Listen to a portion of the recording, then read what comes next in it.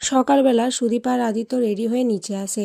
আদিত্য সুদীপাকে বলে সে থানাতে গিয়ে গাড়িটা পাঠিয়ে দেবে আর সুদীপা যেন সময় মতো মেডিকেল কলেজে চলে যায়, আজ তার ভর্তি রয়েছে। এরপর আদিত্য বেরিয়ে গেলে বড় মা আসে। বড় মা বলে এই বাড়িতে আমাকে দিন দিন কি দেখতে হবে সেটা আমি ভুলেও ভাবছি না। আর শোনো এই মেয়ে, তোমাকে বলছি কোনো কলেজ টলেজ যাওয়া যাবে না।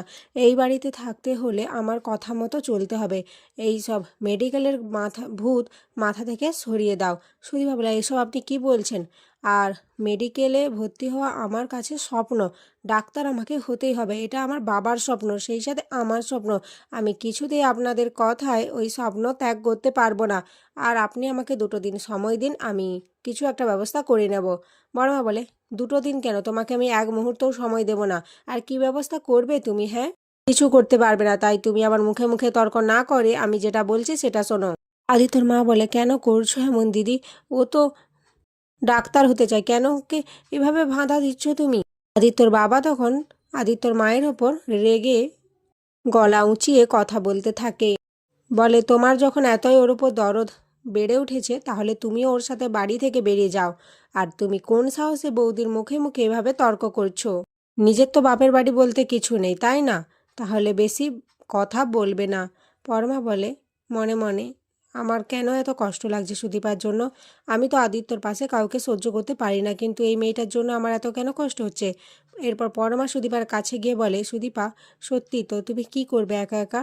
তুমি এক কাজ করো, কাকিমণি তো বাপের বাড়ি নেই, কিন্তু আমার তো আছে। তুমি আমার বাপের বাড়িতে গিয়ে থাকো, ওখানে অনেকগুলো ঘর রয়েছে, তোমার কোনো অসুবিধা হবে না। তুমি হয়তো ভাবছো আমি তোমাকে আশ্রিত হয়ে থাকতে বলছি, কিন্তু না, তুমি ততদিনে ব্যবস্থা করে নেবে, আমি তোমার উপর বিশ্বাস রাখি।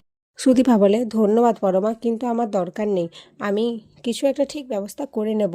তবে তুমি আমার জন্য এতটা ভেবেছো তার জন্য অসংখ্য ধন্যবাদ। এদিকে আদিত্য হোস্টেলের খোঁজ খবর করে। তারপর সে একটা হোস্টেল খুঁজে পায় যেটা ছিল একটা গার্লস হোস্টেল। সেখানে গিয়ে আদিত্য দেখা করে। এরই মধ্যে এদিকে চৌধুরী বাড়িতে কুন্তলা চলে আসে। কুন্তলা এসে বলে কি কি হচ্ছে এখানে? তারপর আদিত্যর বাবা সমস্ত ঘটনা খুলে বললে কুন্তলা বুঝতে পারে এটাই হচ্ছে সব থেকে বড় সুযোগ। সুদীপাকে এখান থেকে নিয়ে যেতে হবে, কারণ সেনগুপ্ত বাড়ির সবাইকে খুঁজে পেতে গেলে সুদীপাকে তাকে এখান থেকে বের করতেই হবে।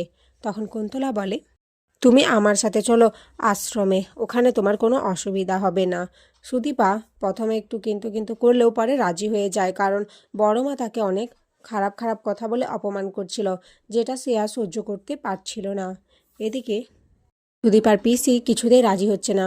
মনে মনে ঠাকুরকে প্রার্থনা করছে যেন আদিত্য সময় মতো চলে আসে, কারণ সবাই সুদীপাকে যেভাবে অপমান করছে সেটা তারও ভালো লাগছে না। এদিকে আদিত্যকে খবর দেওয়া হয় ফোনে যে সুদীপা আশ্রমে চলে যাচ্ছে। আদিত্য খবর পাওয়া মাত্রই বাড়িতে আসার বলে সুদীপা কোথাও যাবে না। আমি আমার স্ত্রীকে অগ্নি সাক্ষী রেখে বিয়ে করেছি, আমি ছাড়া আমার স্ত্রী কারোর সাথেই যাবে না। তখন আদিত্যর বড়মা বলে তুমি কি আমার মুখে মুখে কথা বলছো? এইবারে সহবত শিক্ষা এখনো কিছু সব তুমি ভুলে যাচ্ছ? আদিত্য বলে আমি কিছু ভুলিনি বড়মা, সহবত শিক্ষা তোমরাই আমাকে শিখিয়েছো যে নিজের স্ত্রীর পাশে দাঁড়াতে। আর ও তো ভুল কিছু করছে না। একজন ব্রিলিয়ান্ট মেয়ে এভাবে নিজের স্বপ্ন জলাঞ্জলি দিয়ে ঘরে বসে থাকবে? সেই শিক্ষা তোমরা কিন্তু আমাকে দাও নয়, আর আমি এমন স্বামীও নয় যে নিজের স্ত্রীকে এভাবে ঘরে বসিয়ে রাখবো। বড় মা বলে কিন্তু তুমি যেটা আমার সাথে ব্যবহার করছো সেটা কি ঠিক করছো আদিত্য? এখন তো আমার কথার কোনো মূল্যই তোমার কাছে নেই। আদিত্য বলে কে বলেছে মূল্য নেই? মূল্য রয়েছে। তুমি চাও তো সুদীপাই বাড়ি থেকে চলে যাক? বেশ ঠিক আছে, সুদীপাই বাড়ি থেকে চলে যাবে। তার সাথে আমাকেও তাহলে যেতে হবে, কারণ আমি ওকে একা ছাড়তে পারবো না, ও আমার দায়িত্ব। আমি ওর স্বামী, কি করে ওকে একা ছেড়ে দেবো? কুন্তলা বলে ও একা কোথায়, আমি তো ওকে নিয়ে যাব আমার সাথে আশ্রমে। আদিত্য বলে কিন্তু ওকে বিয়ে তো আপনি করেন, অগ্নি সাক্ষী রেখে মন্ত্র উচ্চারণ করে বিয়ে করেছি আমি, তাই আমি ওকে কারোর হাতে তুলে দিতে পারবো না। এদিকে কুন্তলা বুঝতে পারে যে আদিত্য তাকে ধরে ফেলবে হয়তো, তাই সে কথা ঘোরানোর জন্য বলে আমি জানতাম আদিত্য তুমি এরকমই ব্যবহার করবে, কারণ তুমি একজন সত্যিকারের আদর্শ স্বামী। আমি গণনা করে দেখেছিলাম যদি সুদীপাকে আমি এখান থেকে নিয়েও যেতাম তাহলে তুমি আমার আশ্রমে পৌঁছে যেতে ওকে ফিরিয়ে আনার জন্য। তুমি এই পরীক্ষায় জিতে গেছো আদিত্য, আমি হেরে গেছি। ঠিক আছে, আমি এখন এখান থেকে আসি। এরপর কুন্তলা চলে যায়। এদিকে পরমা মনে মনে ভাবে সত্যি আদিত্য, আমি তোমাকে বুঝতে পারি না তুমি কি চাও। একবার বলো তুমি এই বিয়েটা শুধুমাত্র দায়িত্বের জন্য করেছো, কিন্তু আমার মনে হয় তুমি সুদীপার জন্য অন্য কিছু ফিল করো। এরপর আদিত্য সুদীপাকে বাইরে নিয়ে আসে মেডিকেল কলেজে উদ্দেশ্যে।